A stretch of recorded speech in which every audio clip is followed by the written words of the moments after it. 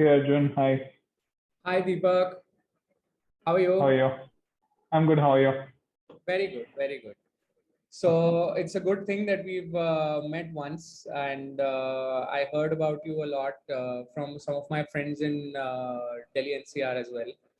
So thought Great. I should Great. interview you, get your story out. We've also opened up an ImpactX media as a platform to just become a channel to get the right information and push it forward. So readership is growing, but yes, it will take its own time while we are spreading your message to the right people, which we have in our ecosystem. So Awesome. Great. Great. welcome, welcome, welcome. Thank you. Thank you. We are from ImpactX Studio. The studio has an aim to give impetus to startups which are meaningful innovations. And in that endeavor, we wanted to reach out to you because your product is really one of the major, I believe, the problems faced by startups who are into agri business as well as agri farmers themselves. Uh, Mhm. True. these farmers generally have, my understanding was that there is only the side of technology which is on the soil level or at the drone level to make the management of it improved, but then there is this approach that you have. So wanted to have let's start with the questions, right? So Yeah. please tell me the challenge that you are planning to solve for the farmers, and what is that you solve, right? Yeah. No, again, thanks, Arjun. Really appreciate the opportunity. Great to be here. So I think our primary objective has been to minimize food wastage and food loss. That is where we felt no one was addressing it. So India was growing in terms of production year on year. The fresh produce, like we are the second largest producer of fruits and vegetables. That's just growing on year. But on the downstream, the spoilage was like piling up. So right now, on average, about 40% is spoiled. And it's just keep on increasing and year on year increasing on top of it.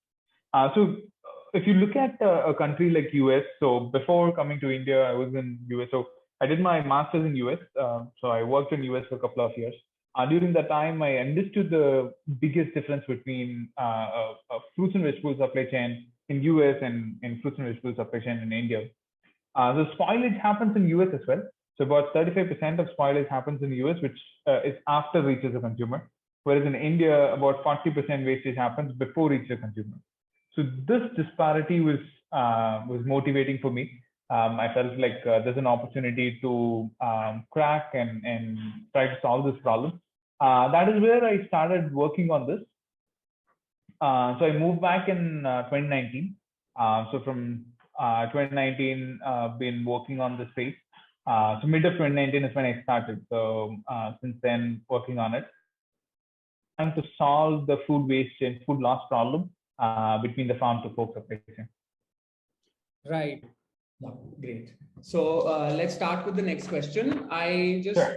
wanted to ask you one simple question from the last conversation that you were having with me, which was about the produce and how you have gone into understanding a problem, which is 40% of the produce goes waste, and you have a solution which is an organic solution. So give us something. What is the organic part of this scientific solution? Yeah. Please tell me. Sure. Sure. So this is our product. So these are the small sachets what we have developed. So what we do is we use a science called defense mechanism, which is very similar to a human immune system. So similar to how a human immune system can fight against different stress, a fruit and vegetable has its own ability to fight against external stress. So we use all plant extracts and plant polymers. So these are from different edible ingredients. What we use like corn, starch, and all those ingredients. Those are combined into a proprietary formulation. What we have built, the patented technology, what we have built for India. So it's customized for each crop. So we understand what's the crop specific spoilage, and then based on that, we develop this sachets. So what it does, these sachets would release volatile compounds, and those volatile compounds comes in contact with the fruit or vegetable, and then that helps in reducing the spoilage. So it slows down the ripening rate, and it makes sure there's no spoilage because of microbial. And that's how we help farmers, distributors to So is extend the this a shelf life. universal solution, or you can apply? Can you apply it to all types of vegetables and fruits, or is it? Do you change the product for each type of vegetable and each class of vegetables and fruits? Yeah, yeah. So the product is customized for each fruit and each vegetable. Okay. Because the way a mango is getting spoiled is completely different from how strawberry is getting spoiled. Okay. So we understand how does it differ in terms of physiology and what type of, that's where our R&D comes in. So we spend several months understanding the crop physiology, understanding how the spoilage happens, and based on that we develop. So yeah, it's customized for each crop. Right, right. So, how do you measure your success? How do you look at what have you done till now, and where have you reached in terms of Yeah. numbers, or how do you measure your success? Yeah, so I think we are running a business. So end of the day, it is a for-profit company.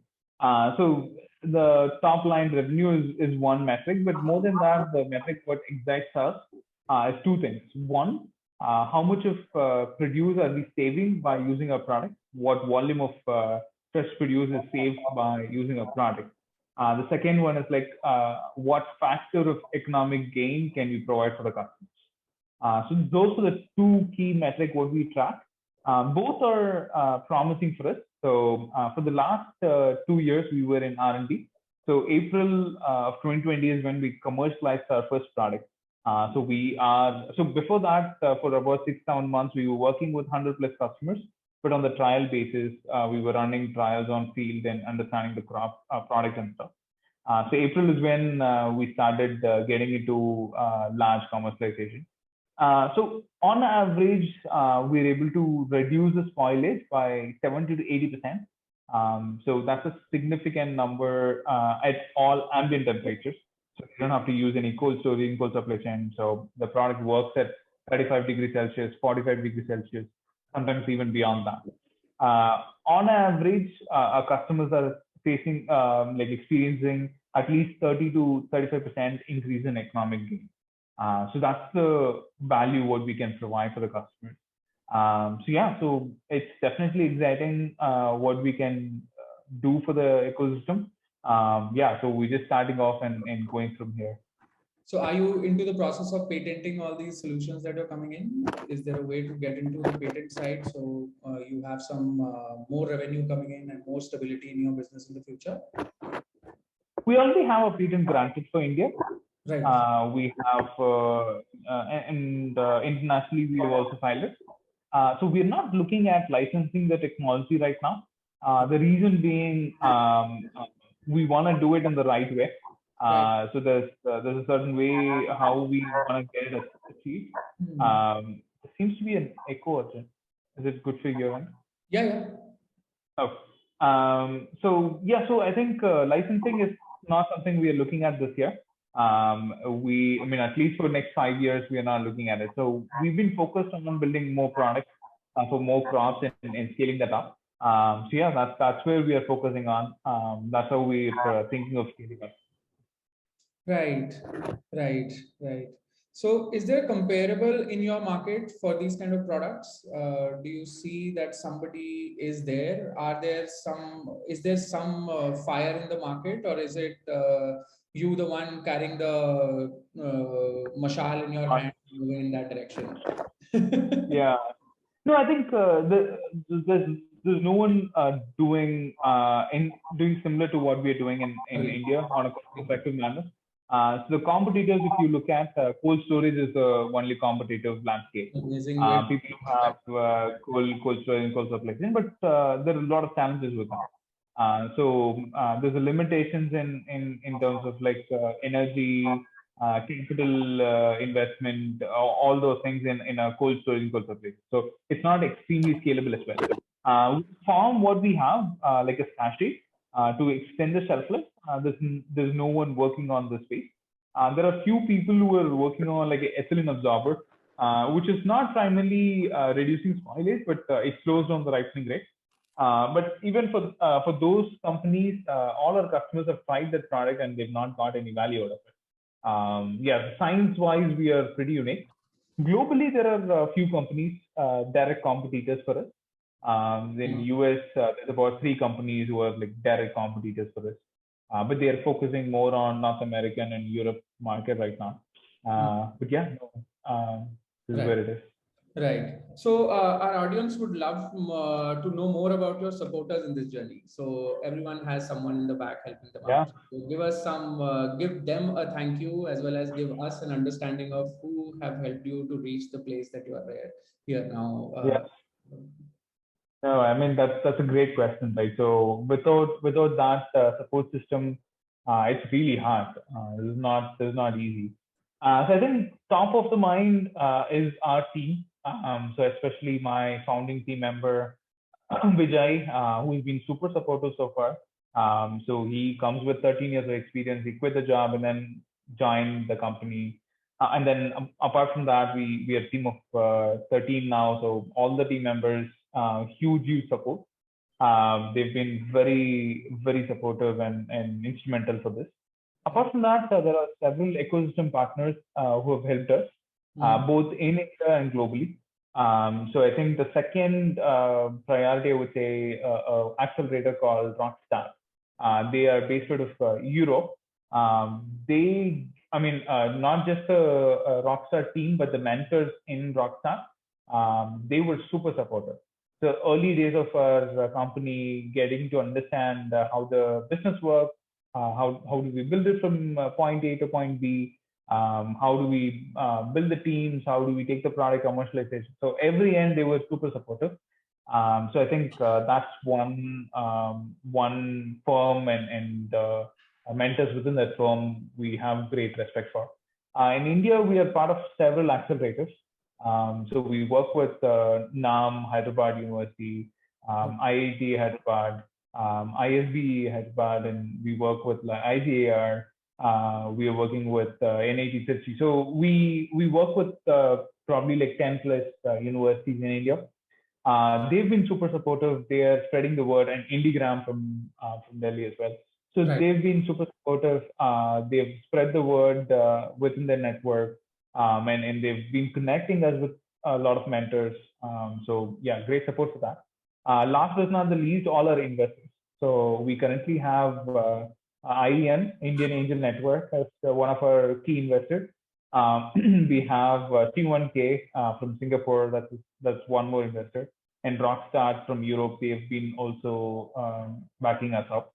So these investors super supportive, like getting things organized for us and yeah, shaping us up. And customers. So I think a lot of customers took an early bet in us. They were open to try a product which is very beta level. They were okay to like experiment and fail with us. So yeah, that was another strong system for us. Right. So these supporters have also helped you with your value chain as well in all phases. Yeah. So downstream as well as upstream. That's a True. You've been associated with them. So it's been 2 to 3 years, right, of your existence? Yeah. So end of 2019 is when I started. So about like roughly 2 years. Right.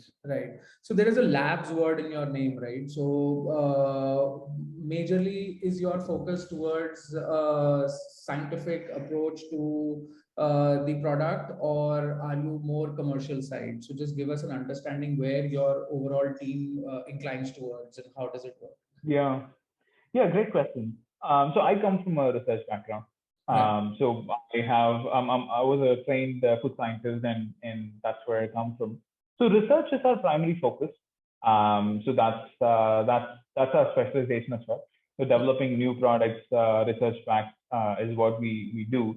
But we call ourselves like focused on industrial innovation. So we are not doing any deep research here. We are primarily focused on customer-driven innovation. So whatever is the customer request, based on that, we develop our research and development. So even though our highest priority is on research, but we are driven by customers' requests. Right. So yeah, so I think that's how we positioned ourselves. Right. So that's where we are unique as well. We understand the customer's pain point, and at the same time, we can give a very unique product because of our R&D. Which is an So yeah, amazing thing also. I also believe that when you're solving for the customer, you are the most sustainable research company yeah, that can be. I yeah, believe you're not solving for the customer and you're just spending on research, which tends to happen in a lot of places. I have seen that happen in my ecosystem true, as well, where the research true, is happening, but the end result is nowhere to be seen because he's just yeah, enjoying the research part of it. So, true, true, so it's a true, good very thing true, that very you are true. moving I think from that's the it. Yeah. mindset, right? Yeah, very true. And from day one, we work with customers. So just before even looking at the development of the product, we work with customers. So yeah, Right, great. So another question would be, are you cash positive or are you operationally profitable? What is your stage financially currently, if I may yeah, ask you? uh, yeah. I mean, we're not. So we've started revenue. We are not cash positive. So we just started revenue in April 2022. So that was our first clocking in year. Yeah, So yeah. So I mean, this is a scale business. As we scale, that's when the profitability will kick in. agree. So 2024 is where we're looking at profitability. But yeah, so revenues have already started, but with respect to profitability, we're looking at 2024. Right. Great. Great. So we've to end this whole quick interview that we wanted to have with you, we have always asked our interviewees one simple question. What do you think about resilience? Because that is one way of explaining to yourself how does it define to yourself, and it also helps us in understanding how the startup ecosystem of India is taking the word resilience. Because resilience Yeah, has not been the case for a lot of times before the start in the beginning of it. The startup movement was like anything and everything is presentable, right? And then everything is able to go to a place where you say, why is it invested into?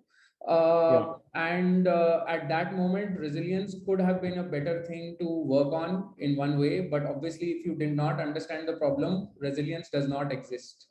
true, So, true, how do very you true. define resilience in your own words? Give us one understanding. See, I think resilience, from my perspective, is like sticking to your guns, um, no matter what challenges you're facing on the face. So you won't be prepared for every challenge what comes in, but sticking to it and making sure you have a bigger vision what you're tracking back. That is resilience for me. So having a strong will and yeah, putting together what best show you can do. That is resilience for me.